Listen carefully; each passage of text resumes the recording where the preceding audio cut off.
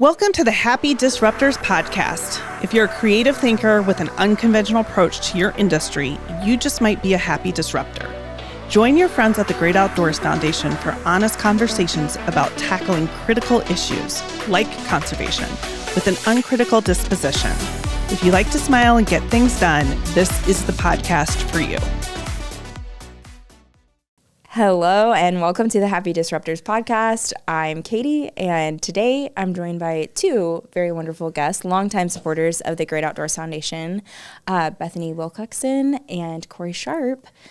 Today they're here wearing a different hat, though they have worn many hats in relation to GOF in the past. So Bethany, why don't you tell us a little bit about yourself? Yeah, Bethany Wilcoxon. So I've lived in Des Moines for about 15 years now, which is crazy. Originally from Southwest Iowa, went to Iowa State, started my career here, and then just have stuck around ever since.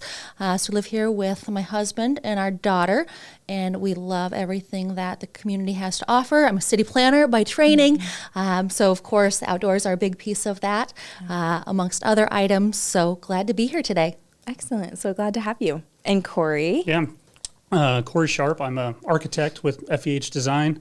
We're a general practice architecture, interior design, and structural engineering firm here in Des Moines and across. We've got other offices across Iowa, working in all different kinds of markets.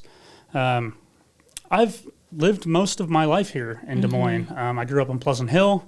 I've got a lot of really great, fond memories of growing up in Pleasant Hill, and we'll get into some of the conversation about Polk County, but spent a lot of time working for Sleepy Hollow Sports Park and built all kinds of memories there, and has just been sort of a lifelong lover of the outdoors for one of many reasons. And so it's been really fun to be a part of the Great Outdoors Foundation board for the past 9 years, and pretty cool to get on board with this new organization too. So excited about it. Absolutely. That's a perfect segue into our first question. And that's, both of you have been involved with the Great Outdoors Foundation historically. And just to kind of provide some background to the audience, we are in partnership with Polk County Conservation, launching this new nonprofit entity, the Conservation Foundation of Polk County. That entity will fundraise for operations and programs and equipment that supports the fantastic work that our partners at PCC are doing. But, maybe share a little bit about why you got involved with the Great Outdoors Foundation in the first place and what your connection is to its mission.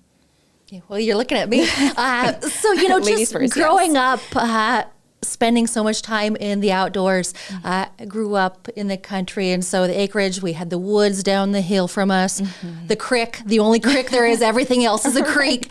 But playing there, I remember one time my sisters left me near a snapping turtle and ran back up the hill to tell my mom, there's a snapping turtle. But just those kinds of things, when I was young, I would find little acorns and I refused to mow over them. I would dig them up and I would plant them elsewhere in the yard, much to the chagrin of my parents. But then just continuing that ethos as I've grown in my career and in my personal life as well. Understanding how important nature is for our physical well-being, our mental well-being, and then, of course, the environmental impacts. With our water quality issues, that's obviously something we rely on every single day, impacts every single one of us. So at my time with Capitol Crossroads, water quality was a big focus for us. And then that just sort of segued into my time on the GOF board. I had to look back. It was 2015 when I joined the board. And the organization has changed so much since that time. We hired Hannah, and now look at where the team is. Corey joined a few years later. We had some good times on the board. Jester Park Nature Center. That was a big piece for us. And then getting into water trails and just how everything has grown since then. So really excited to team up with Corey again for this organization, and then just continuing to practice what you preach, really, of this is something that's personally important for myself, my family, my friends, and the community as a whole. Yeah, absolutely. And I think I neglected to mention that the two of you are serving on the board of directors for Conservation Foundation of Polk County, which is why we're having you here today. Sure. But Yeah. I just love, I think that's so important, Bethany, to you're sort of integrating all of the different pieces of your life into this really cool opportunity to give back. And I think that is where philanthropy really thrives. Absolutely. Yeah. How about you, Corey? Well, after knowing me, you probably know that it's sort of like troublemaker kind of thing. Absolutely. Rouser. Yeah, definitely. No, but growing up in Pleasant Hill was kind of interesting because, in elementary school, I went to the downtown school. My parents worked downtown, so I went to the downtown school, and then I kind of transferred school districts, and I ended up going to Southeast Polk, where that high school was surrounded by cornfields. And as I was growing up, I loved to be outside riding my bike and skateboarding, and friends and I would go wander around 4 Mile Creek and get gross and muddy, and we'd go hunt frogs and all sorts of things, just like whatever we could do to be outside and enjoying the outdoors. And, as it relates to Polk County Conservation, I was kind of thinking about it today that, like, I learned how to fish at Thomas Mitchell Park. One of the first times I ever rode a horse was at Jester Park. I played Little League Baseball at Yellowbanks. Like, really neat connections to the things that Polk County has been doing that I hold really near and dear to myself. And that's transitioned into my now adult life, where I've got a little 11-year-old white lab that I like to take around the state and our camper, and my wife and I like to go on little camping trips and just get outdoors and just kind of experience what we have to offer here in Iowa. I mean, there's a ton to experience here, and so it's been really fun to get activated into things like the Great Outdoors Foundation. Many years ago, shortly after Hannah had been hired by GOF, somehow you guys became aware of me. I don't exactly know how it came to be, but you guys kind of recruited me to the board. We regret it. Yeah. After I spent a number of years on the Young Professionals Connection Board, and that's how I first met Bethany when she was working at Capitol Crossroads. So it just it felt like a really natural transition to get a chance to meet people like Pat Bodie and Joe Corfitz and Matt Markman and the OGs of GOF. All the greats. To now, be here 9 years later and being able to start a new initiative because GOF has grown so much. Yeah. It's really special. So just excited about it. Yeah. Yeah. So there are two themes that are sticking out to me. One, you both mentioned experiences from your childhood outdoors that were instrumental and I would imagine core memories for each of you. And I think that's something, when we interview our guests, regardless of their background, regardless of their professional experience, that's something that all of us really, if you've had the opportunity, that's something that is so core to our identity. But then secondly, the really small beginnings of the Great Outdoors Foundation. And I think it's kind of timely to reflect back on that because now here we are with the Conservation Foundation of Polk County. We are getting to sort of restart that life cycle or get to reimagine that life cycle of an organization, which is really cool. We had an interview with Rich Leopold and Cami Rankin with Polk County Conservation last year. And I think it was Cami who said, it's almost like we are returning to our roots a little bit here because for those who don't know, GOF started as a fundraising entity for PCC. So the Great Outdoors Foundation over its 30-year existence has evolved and grown, and now we get to be a part of this really, cool new endeavor. Yeah, absolutely. It was a nice play on words, returning to the roots. Well, I think it was Cami, so I don't even want to take credit, but I heard that and I was like, oh, that's some good marketing right there. I like that. So you each hit on, and I feel like we could go on and on this particular topic, but activities that you like to do outside. Are there specific amenities or activities now as an adult that are specific to Polk County that you really enjoy or that your family enjoys? I mentioned a little bit all the different campgrounds that Polk County has to offer around the area. I love them. Emma loves them. It's our little dog. My wife, Abby, loves them. We get out camping as often as we can. There was a period of time, my wife and I are sort of like invested on the side with some short-term rentals that we would like leave our house, sort of rent it to some random guest, and then go stay at a campground for the weekend. Like, it was a really great way to test the market, while at the same time getting an opportunity to like be outside and enjoy our parks. Absolutely. Explore things. I heard definitely. Ben talk about the like bird watching shelter Yes. on one of the Thank episodes. you, Ben, for Like, being on. this is a real thing. Yes. It's like, what a neat experience that you can find yourself just like hanging out in that little hut and watching these really, really cool birds. I mean, it's really neat stuff. Yeah, absolutely. And for whatever level of sort of activity that you want to engage with, or your experience, or just lots of opportunities at low or no cost to the public, which I think is an asset that we can't overvalue, what makes the community so special. Absolutely. And I would add Chautauqua Bottoms, the natural playscape Oh, yeah. there. The mud kitchen is so fun. And the hay bales. Again, Right. talk about memories from my childhood. My grandpa was a farmer. And so we would go and jump in the hay bales when we were young. And now seeing our daughter do that was just really a full circle moment. And then Jester Park, of course. Right. The buffalo, the elk, seeing them so close. And then the nature center. Yeah. You know, going back to when that was just an idea, and then to see it being used so well. And the outdoor rec building, Corey, remember when we had that fashion show there that we pulled together? Yes, absolutely. And so just some of those memories. And, you know, I think just having it be a testament that when so many people are rowing in the same direction of what can be accomplished.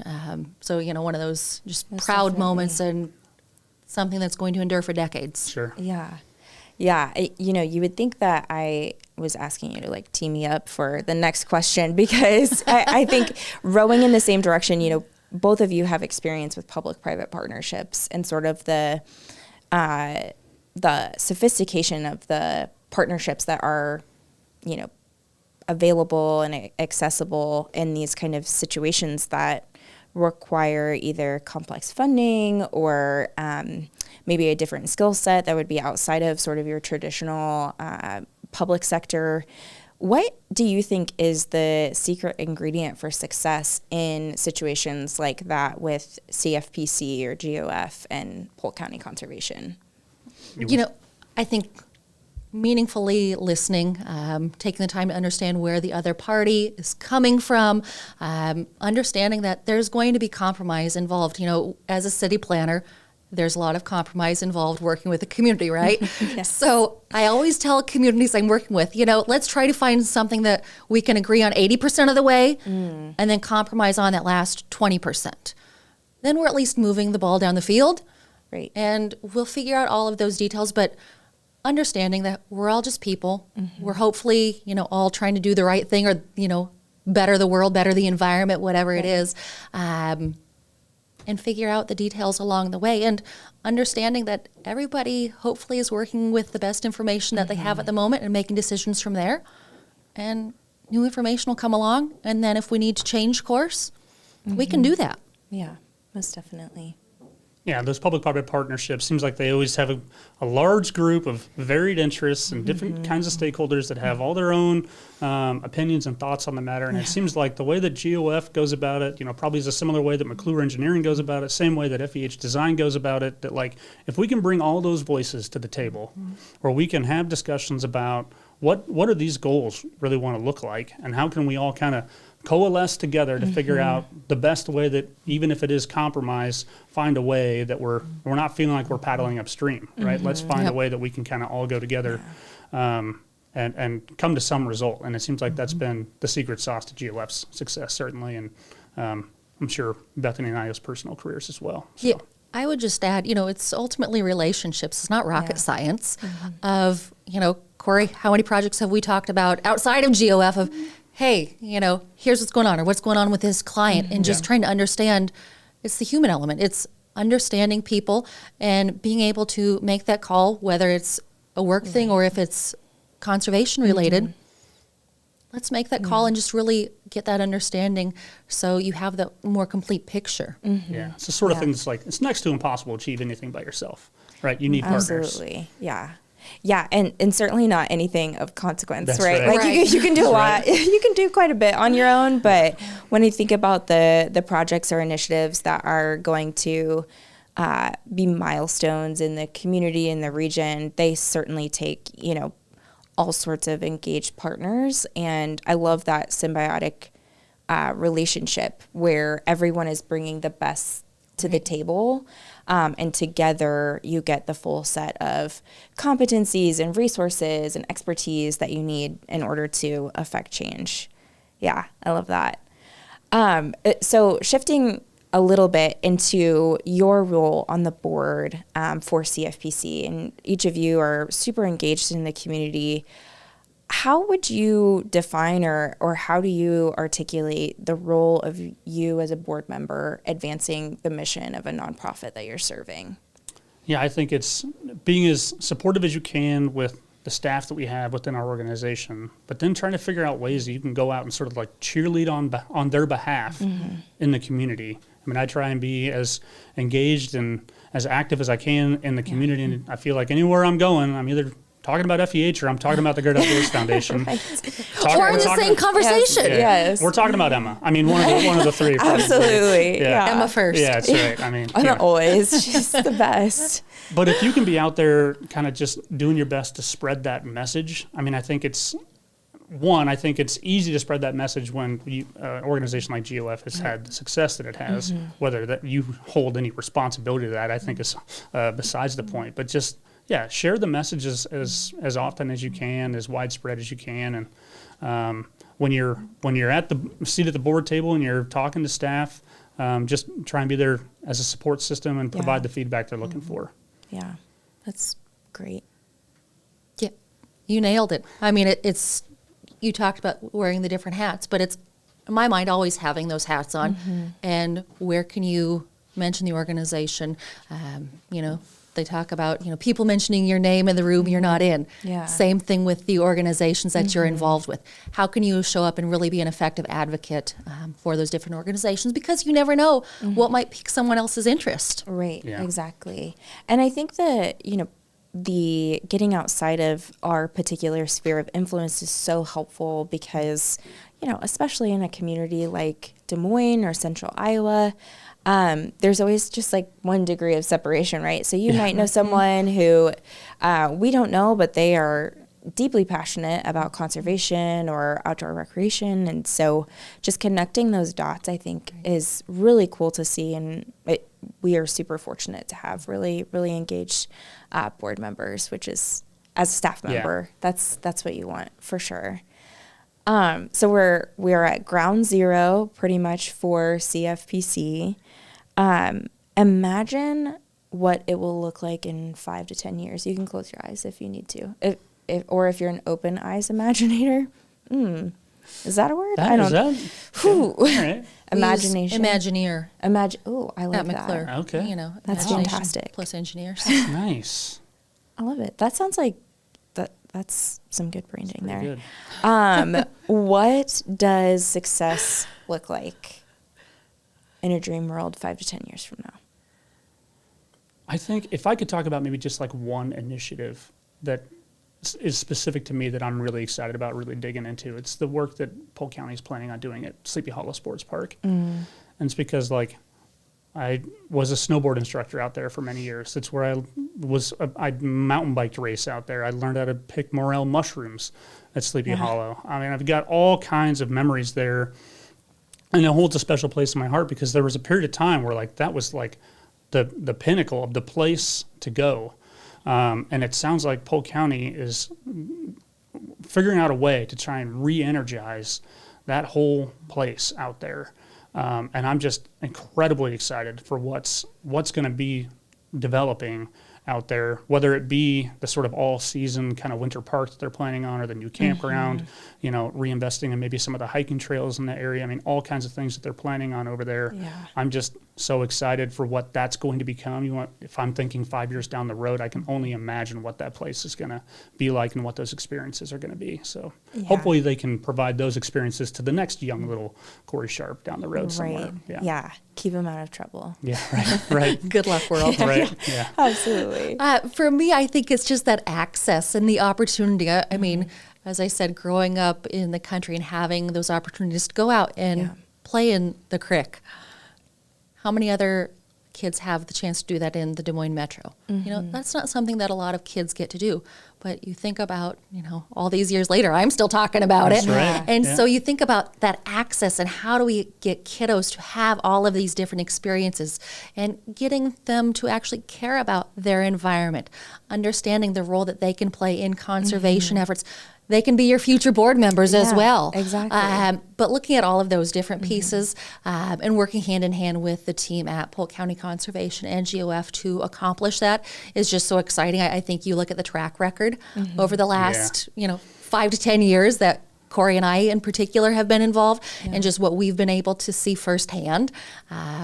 That's really exciting to see what could come next, how we can really, it sounds cliche, but transforming these lives. Yeah. With a singular experience sometimes of, oh, here's this new career path that I didn't know about, or hey, here's why I want to care about our water quality, or here's why I want to go plant some trees, whatever it is. Just getting kids those opportunities.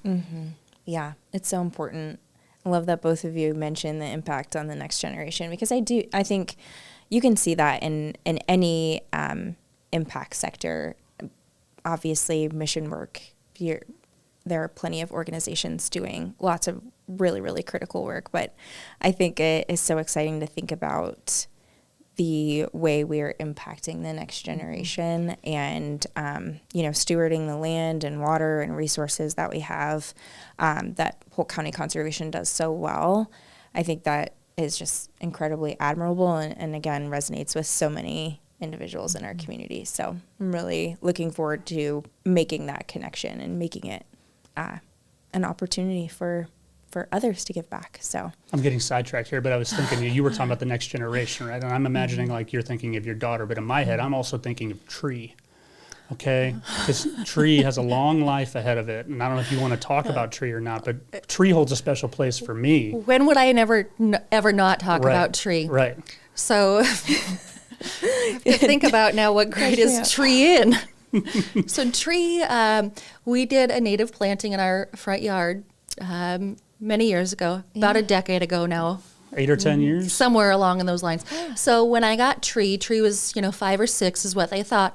So for whatever reason, I decided I was going to take back to school photos of tree because it was at the age of a kindergartner. yes, as one does. So we do back to school photos with tree every year, like my husband, my daughter, the dogs, all of us. And I do horribly cheesy puns. We believe in you, tree. We're rooting for you. Yeah. That's It's amazing. great. So every year, so there's a whole Great. Facebook album of trees back to school photos. So yeah, we hope when we're not in the house that people continue to take pictures of tree. Yeah. Obviously, I think it's an 8th grader, a freshman. Okay. One of those two. So, we only have a few more years. Right, And then who knows? Yeah. Maybe it'll go into the trades or something. There it is. Nice. I don't know. Join Conservation Corps. There we go. Youth Conservation Corps at That would be PCEC. awesome. Yeah. A tree could be their mascot, actually. Tree would love that. That would be amazing. It's really good. It's really good. I thought for a second where you were going with this was like personifying tree, which yes, but I thought, I was not actually, knowing I was. about your specific tree, I was like, yes, we do. We There was think both. about tree. Yes. We think about tree. We think about grass. We think about water. That's right. All of Yeah. the above, and that's why you're listening. Right. Anything else for the good of the cause that you guys want to share before we jump into our last segment? I feel like I'm just going to leave it at tree. Leave it at tree. But I think I'm good. Katie's doing great. Excellent. I'm sorry. I'm thinking about all the things. No, right? it's Yeah. great. It's great. Okay, so we are going to move into my favorite segment. It apparently is the segment that Corey likes to listen to the most because there's some ASMR going on with taking the cap off of the markers. So It's really next good. to you, you have a whiteboard. We're going to jump into our... You're doing this too, right? Oh, no, I do not do this because I know the answer already. Oh, sure. Okay. Oh. So there is it an would answer. be- So there's a correct answer. that doesn't work with creatives. Well, there's not a correct answer, but it does feel like cheating if I was able to know the question ahead of time. So It's pretty good. question today. Oh yeah, go ahead. We'll give you a moment of silence. That's good. Beautiful. So question for today. You two as creatives will like this one. I couldn't do this with some others. So excited to draw right now. Okay, Oh, we have so to draw? I thought we were just writing. You can write or draw your answer. We have used this analogy of returning to our roots throughout the episode. So I want you to think about a seed that you plant in the ground, whatever, a native planting. Swamp white oak. Swamp white oak. You would. Maybe some yarrow, whatever it may be. And this is an analogy. So think about that seed needs sunlight and good soil nutrients and water to grow. What are the key ingredients that CFPC, the Conservation Foundation of Polk County, will need to grow into a thriving organization? And you can list as many as you want, or maybe there's just one key ingredient. While Corey and Bethany are drawing or writing their answers, make sure to like and subscribe wherever you are listening to this episode. We will be sharing more updates about the Conservation Foundation of Polk County in the coming weeks and months. So make sure that you're subscribed to the Great Outdoors Foundation newsletter so that you are up to date on all things happening there and with GOF in general. And make sure you're following along with us on all major social platforms. We release new episodes weekly, so share this episode with a friend and make sure to go back and check out the rest of our catalog. I need so much more time here. I see some writing, some drawing. Felt like it had to be both. You look like you are ready. Tell us. It's like Jeopardy. What are your Well, so I also like to garden. Oh, so okay. vegetables, Yes. flowers. So thinking through that lens. So partnerships, the Yes. support. Thinking about how you stake your plants, you stake your trees, whatever. I love it. Of course. Funding. Mm-hmm. The money. So I suppose the analogy could be water, Mm-hmm. Yeah. the light, whatever. The basics, really what is going to make this organization go, what's going to make your plant grow, your seed. And then, because we're in February, I said love. Oh. And, yes. you think about a garden. You have to tend to your garden. There's a song by the Highwomen. I don't know if anybody's into them, Brandy Carlisle and some other amazing people. And there's a lyric, if you want to garden, you've got to sow the seed.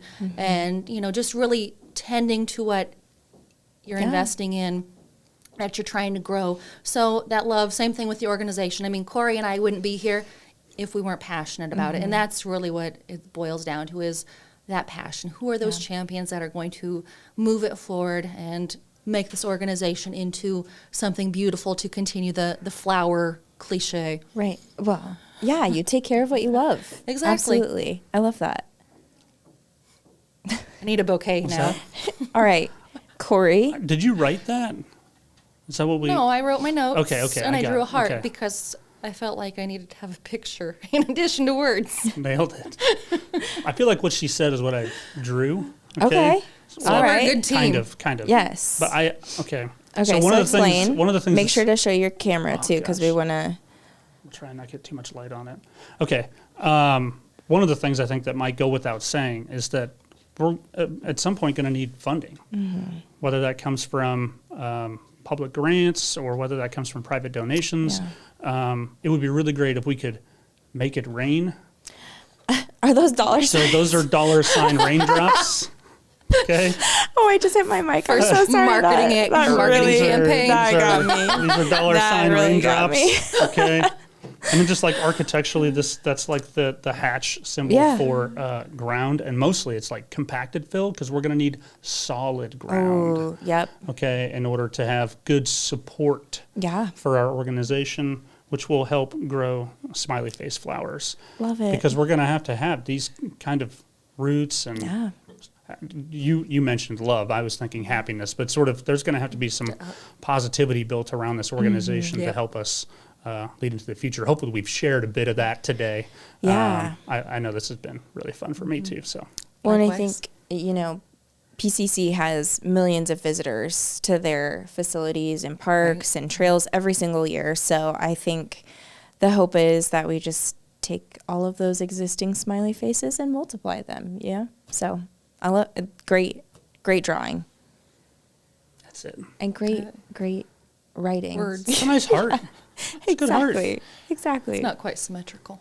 Well, thank you guys so much for being here. Great conversation. And we'll have you back next year to talk about all the great work that CFPC has done in its first year of existence.